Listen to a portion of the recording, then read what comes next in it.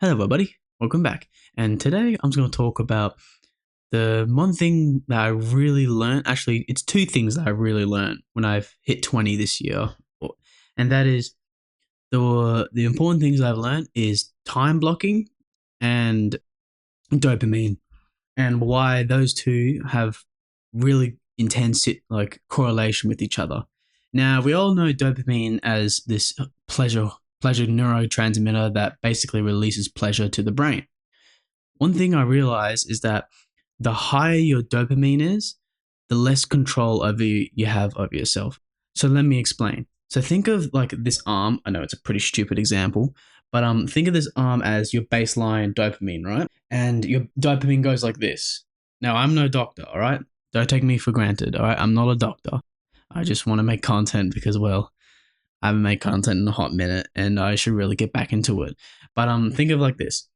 So this is your baseline dopamine. Oh, sorry, your baseline, and this is your dopamine. It's going up and down, like beyond this dopamine line. Now, if you have something, right, that really spikes dopamine to the point where it's insane. So, example, video games, like your dopamine's like up here, right, and it's really spiking, or it starts to steadily like spike. And when you quit video games for like after a day or two, it starts to go down below baseline. At that point, if you cannot control how your own dopamine and how you respond to dopamine, if that makes sense, you will forever be a slave to your own brain. And how this associated with time blocking or managing your time can be either a lifesaver or a death sentence. Like, for example, time, like the one thing I learned over this year and like the last couple of months is time blocking. Is basically where your left side of the calendar has like the time, and the top is pretty much the days or the date.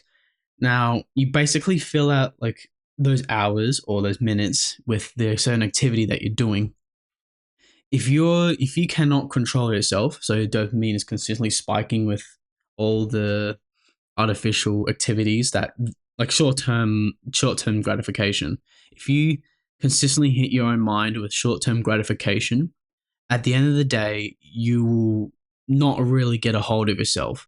So the rule that I like to follow is the more short term gratification I have, the less I can control myself, because my own brain will basically fall for short term pleasures. Whereas if I constantly delay myself and keep dopamine as close to baseline as possible, the more control I have over myself. Because like it's like social media, which is a pretty common one. Like, when you know how we all doom scroll, do you feel like you can control yourself whenever you doom scroll? Most of the time, a lot of us here will say no, because it is, again, such an addictive thing to do, to watch in your phone and basically do nothing. But I promise that once you understand it, like how your dopamine is like this, like a baseline, and it just goes up and down, you'll kind of see things differently. Because because the world right now is commoditizing dopamine. Like, they understand that pleasure is something to be abused. That pleasure can be turned to cash. That pleasure can be morphed into a desire that they can keep whipping you off for more money. And the whole point of it is to have foods or have sugars or have things that just consistently spike your dopamine up to like up here, and to try and stray away from baseline, so control, or doing something that's considered boring, if that makes sense. So delayed gratification. And that can also screw up with how you want to manage your time as well. Because if your dopamine is down here, but more baseline, and you can actually control yourself, then you can actually manage your time properly.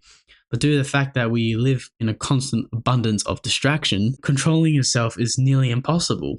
It's just nearly impossible. But if we understand and have the awareness that a lot of things that we have today, or the things that spikes like constant distraction, and you constantly keep thinking about it, and you do not want to fall for those habits again, at least you understand it. and you know what to do to get rid of it. Because that is like all of us here have weaknesses. Like for me, it's video games. I love video games and I've been playing it for such a long time. And it's hard for me to, again, quit it. But due to the fact that I understand that as soon as I touch it, I can't control myself, I usually keep it for the weekends. Or, and I think another thing I realize is that if you wake up early, the first couple of things you do will pretty much determine the rest of your afternoon. So again, like the biggest takeaway I've learned is treat your mind like it's a house. Would you destroy your house or would you actually take care of it and organize it for the best of your abilities? Because that house is very precious to you. Like I would understand what the house it is made of. Like understand the food, like I mean not the food, the fridge, the water, the aircon, the roof. Understand everything. And once you understand yourself, you can pretty much destroy the competition, or I should say, is achieve the best version of yourself because you only have one life. So, and I think it's really annoying that if you did the fact that you have one life, a lot of things rip away from your attention to improve yourself and to actually become better. So, managing your time is probably one of the most vital things to do, especially when you're an adult. Because I wish I'd been taught this, but I can't. At least I learn it now since I'm 20.